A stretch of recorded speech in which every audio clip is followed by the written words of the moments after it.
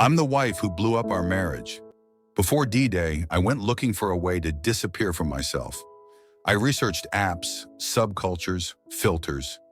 I even narrowed it down to targeting immigrant men living here because it made the fantasy feel far away from real life. Exoticized, dehumanized, safe in my head. I hate typing that. It was racist, objectifying, and it let me treat people like props instead of human beings. I downloaded a few apps, learned how they worked, tested the features, figured out what got the fastest responses. I asked an AI how people hide affairs. I stayed up until an hour before his alarm went off, trading videos, masturbating on camera, chasing hits of attention. On work-from-home days, I did the same, and then I met some of the men and had sex with them. All of that happened in a span of little over 4 months. After D-Day, I did almost nothing to save the marriage. I said I was too broken to do the work. I complained when he wanted to talk late. I floated separation like it was a neutral idea, but it was really me trying to run, hoping time and distance would clean up my mess without changing me, hoping he'd overlook this, like he's overlooked every fault of mine. Here's the truth I was avoiding. I didn't cheat because he wasn't enough. I cheated because I believed I wasn't enough. I've carried this old wound that I'm unlovable unless I'm wanted by a stranger right now. I made other people, my husband, random men on a screen, responsible for touching that wound so I didn't have to.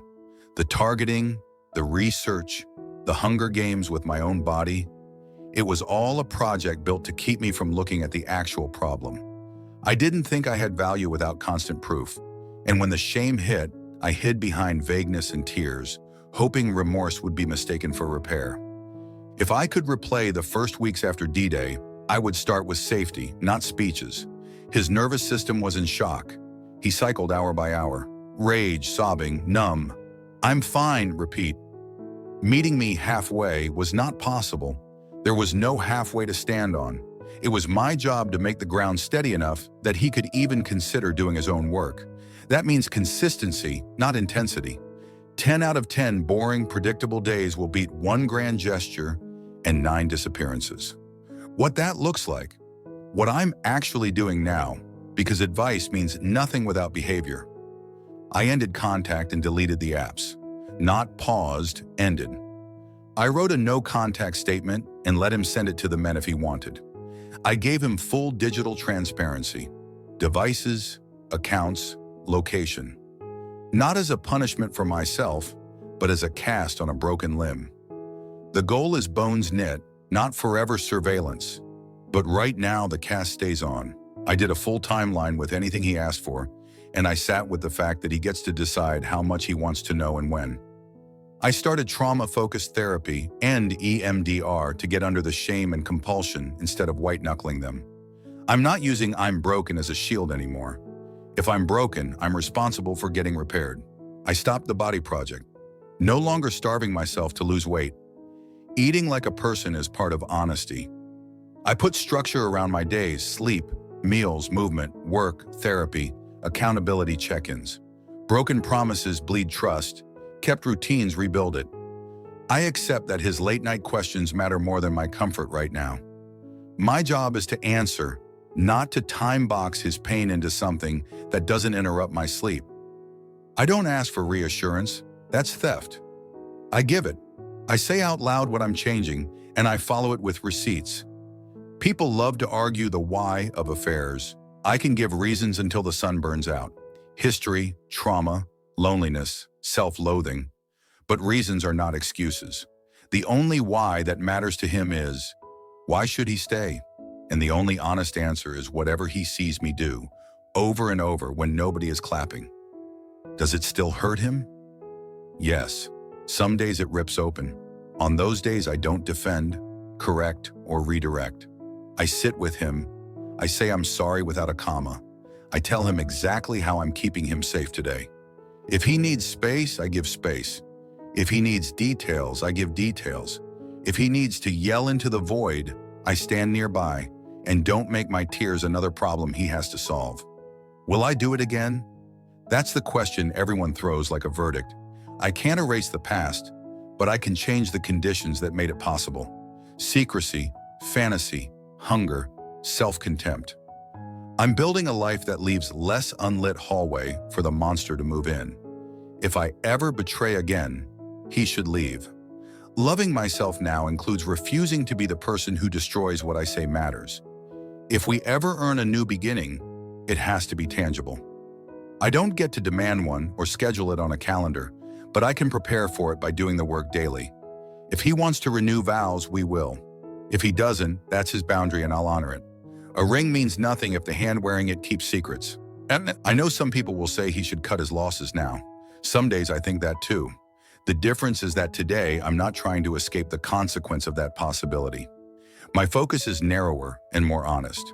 I'm making our home boringly safe, stacking clean days, answering questions, keeping appointments, eating meals, turning down the volume on my need to be wanted by strangers, and turning up the volume on being trustworthy to the one person I promised. He will decide if that's enough. My job is to make sure his decision is based on the truth of who I'm being now, not the chaos I created then. Update: reconciliation has failed. We're now doing an in-house separation. He sent me a short email laying out the rules. Separate bedrooms and bathrooms. Shared spaces on a schedule. No physical contact. No accidental hugs. All non-essential communication in writing. Finances split going forward. Joint expenses documented in a shared sheet. No monitoring of him. I can keep my transparency protocols from myself, but he doesn't owe me access to his devices or location. He's consulted and retained a lawyer.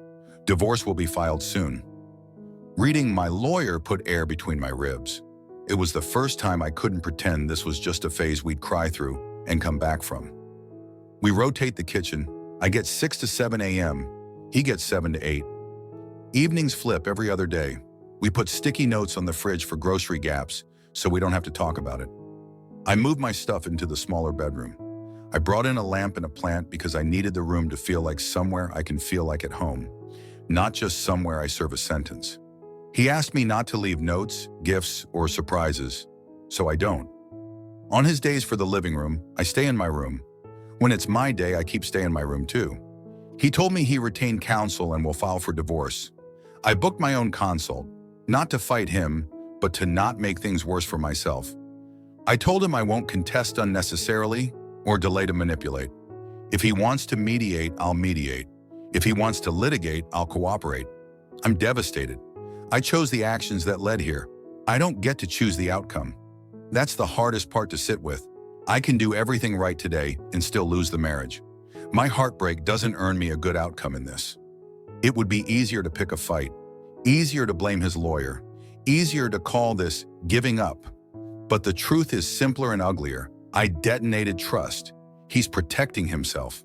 That's what adults do when the house catches fire. Yesterday, he came home while I was on my living room slot. I stood up to leave and he said, "You don't have to rush. I just need my charger normal voice. Not warm, not cold." It wrecked me because it felt like who we used to be for 10 seconds. Two people sharing air without walking on glass.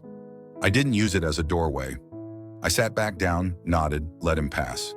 At night, I still reach for where his body used to be. Habit is a cruel historian. I breathe and name the things I can control. Tell the truth, keep the boundary, stack a clean day, sleep. If there's a road that leads to us again, it will be paved with months of boring proof he didn't ask for and has no obligation to believe. He may never want that road. The only thing I can offer that means anything is a life that's safe enough. He could walk toward it without stepping over tripwires I set. When the petition arrives, I will sign what's fair. If there's a chance later to mediate softer terms because my behavior earned trust, great. If not, I'll accept that.